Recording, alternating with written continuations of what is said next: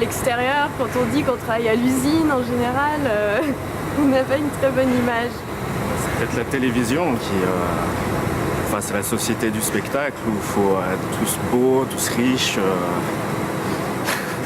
Et donc forcément, si on est ouvrier, on a l'impression d'être en bas de l'échelle. Au début, c'est un vrai capharnaüm d'outils, de machines, de ponts qui s'entrecroisent, de bruit. C'est presque effrayant, si vous voulez. C'était très dur, hein. Faut savoir ce que c'est que de faire 12 heures sous la pluie. Uniquement éclairé par des phares la nuit. Eh ben, franchement, c'est pas marrant. Hein. On faisait de nombreuses heures de travail, mais on pensait qu'on servait à la société, qu'on faisait quelque chose.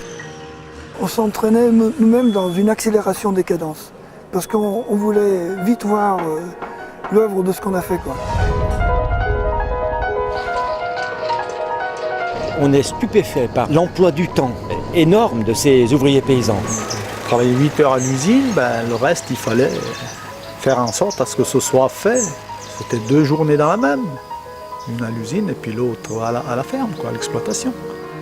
Chaque jour, des groupes s'enfoncent vers la montagne, ils émigrent. Ils essayaient d'exploiter cette main-d'œuvre étrangère qui était très bon marché.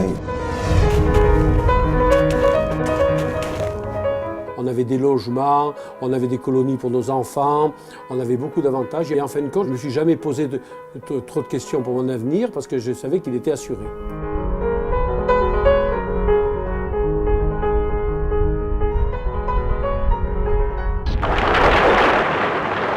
Moi, je travaillais à une usine qui a changé plusieurs fois de nom. Donc, ça a été la CISA, après ça a été UCAR. Moi, je ne me rappelle plus des changements. Ça a été Union Carbide, UCAR Carbone France, Graftech, enfin, j'ai du mal à suivre. Ça s'est fait à coup de milliards à la bourse. On est une ligne sur un bilan comptable et point barre. Le progrès, le pour qui?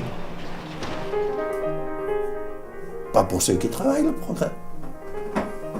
Pour les actionnaires. Moi, je pense qu'il y aurait peut-être besoin de se reposer des questions. Je ne sais pas si le mot que je vais dire est peut-être un peu fort, mais de l'humanité dans l'entreprise.